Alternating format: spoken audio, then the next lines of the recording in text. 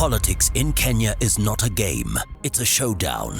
You're talking about presidency. Are you running in 2027? We want to cut short the life of this government and confine it to one term.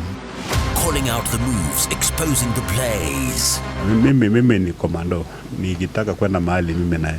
Because this is a matter of life and death. Sunday, 7 p.m, Hot 96, where the pieces fall and the truth rises. So there's a question from John Makatiani. Bwana Natembeya, how comes chaos in DAP Kenya began immediately after your meeting with Murkomen, CS Murkomen? I think this was during the Jukwaa la Usalama thing. What people fail to understand is that protocol dictates that any cabinet secretary coming to a county and they want to hold an official function in that county, you must pay a courtesy call to the governor. Because the governor is the president of that county. You can't just come and start doing your stuff without you are meeting the residents of my county, and I'm not aware. That's what the Murkomen did. And it came to the office of the governor. The office of the governor does not belong to me. It's a public office. Now, the people expect that Natembeya will see Murkomen coming, and then he takes off. I literally ran away. Then they don't know me. Because I'm currently the person holding the brief for that office, and he came and we discussed those matters.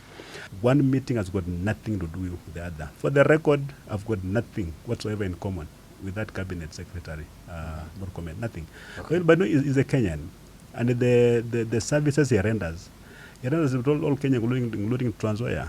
Security issues, we have got very many of them that we needed to raise with him, because people come to me with security issues and I tell them it's a national government function. I want to tell you we've got a problem here with land grabbing. We've got a problem with people killed when they graze in government forest.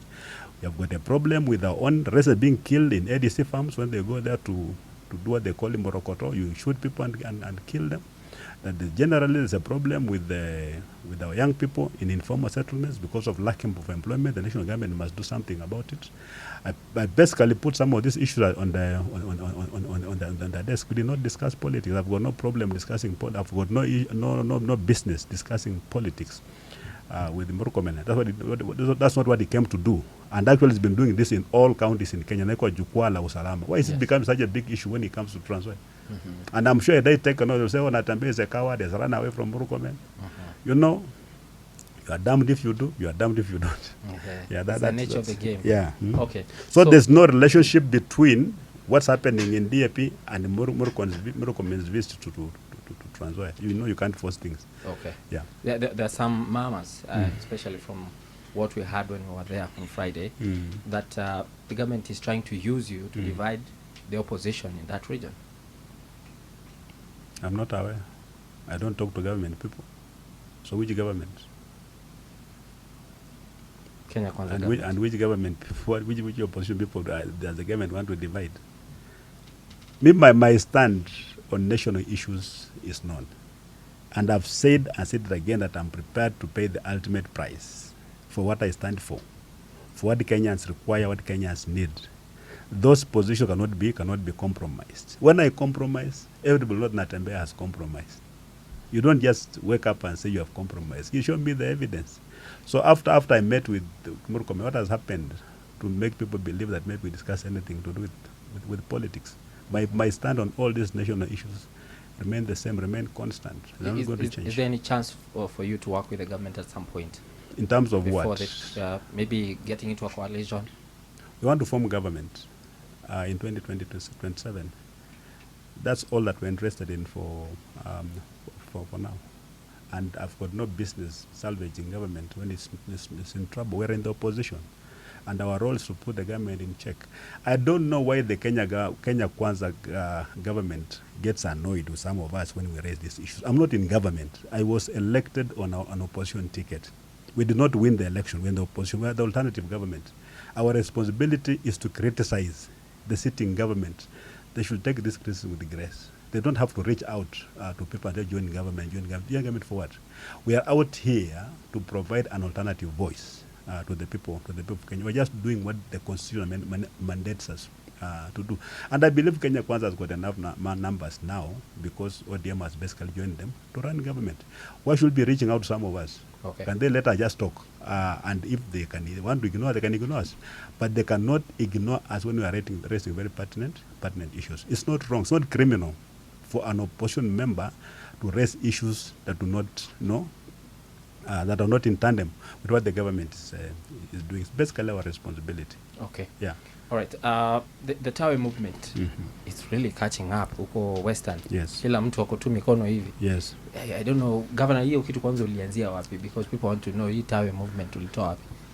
You know, when the people suffer for too long sometimes, they reach a point where they accept that suffering, that status in life. You know, you look at your neighbor, the other neighbor, yourself, you are all living very poor lives. And then you think this is normal.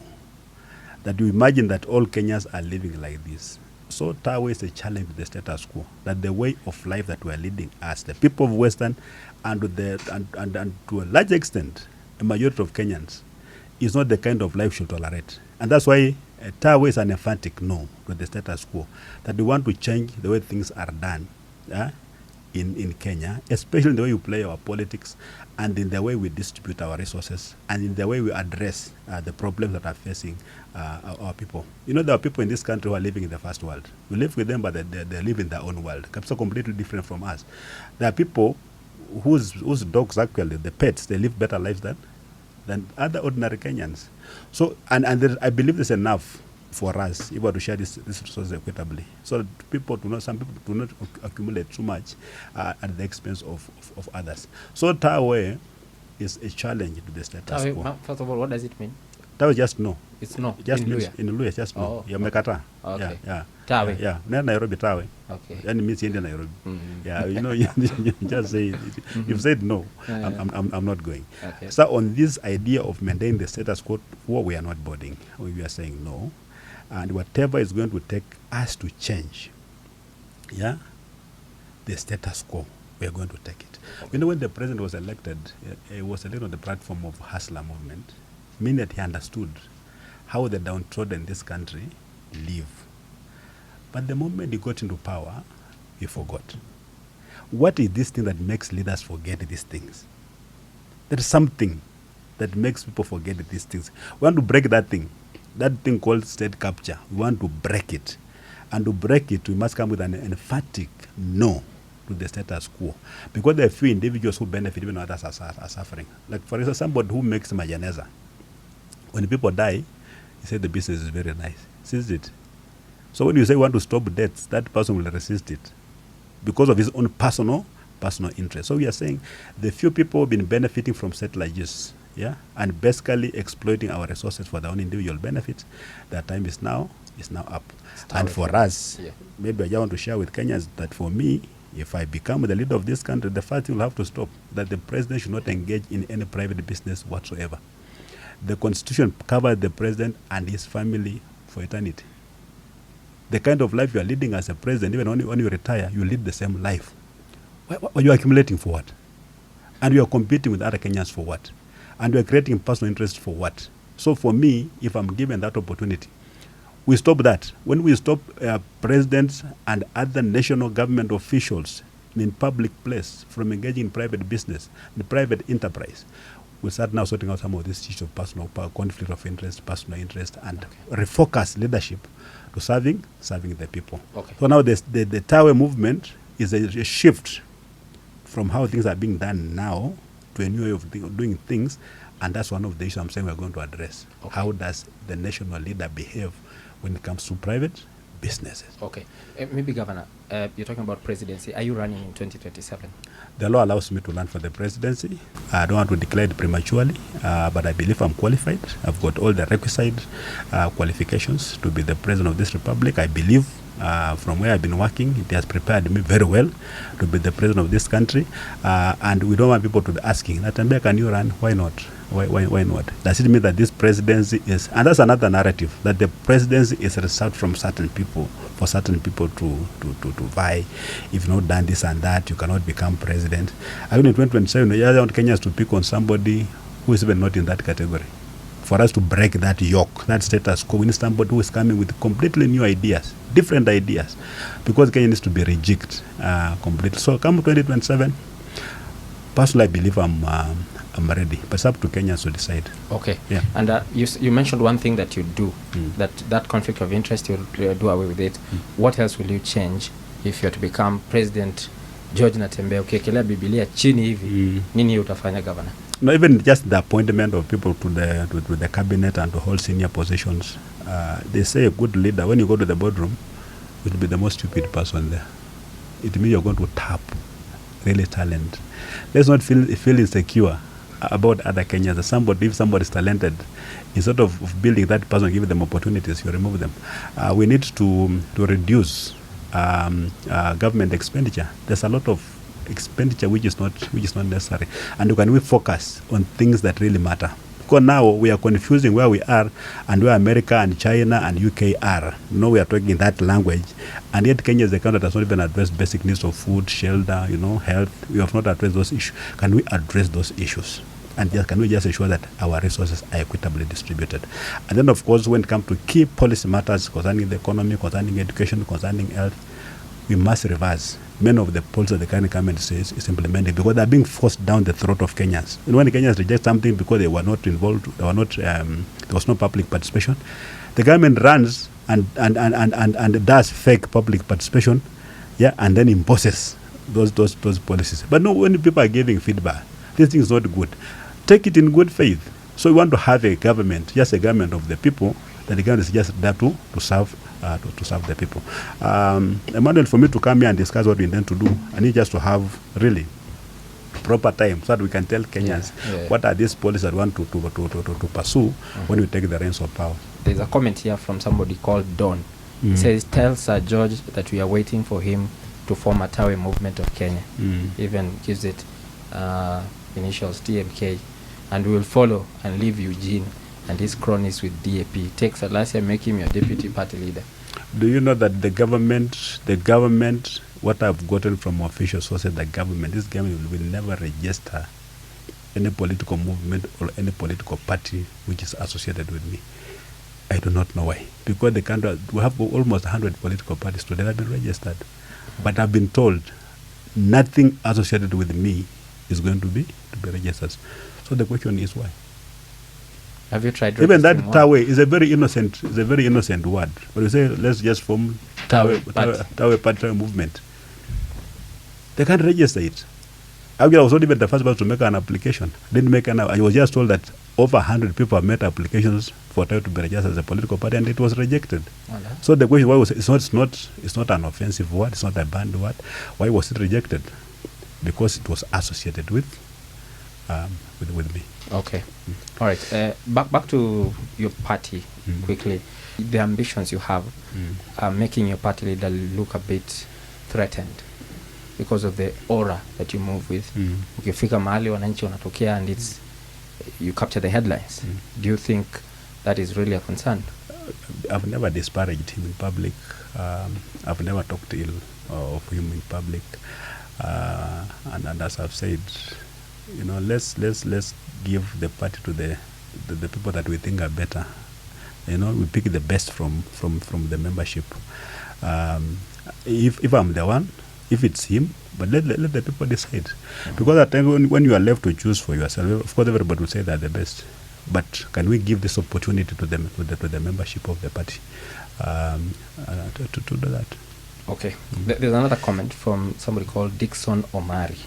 Hi, Dixon Omari, aspiring MCA come 2027. KU Ward. Yes. I need a ticket for 2027. Kindly help me out, Governor. If he's not on my ticket, he'll not make any headway. Okay, yeah. So if he's still in the DAPK party, would you give him a ticket? Of course, for the youth. Yeah, it's competitive. It's not the only youth there. We'll see how many youths want that ticket. We'll provide a platform. It's going to be a competitive nomination. Hakuna kujuana hapo. We want our people to get the best. So it's going to be open. We want to ensure that it will also be fair. So that those who offer themselves are given the best opportunity to have a best shot at that position. Okay.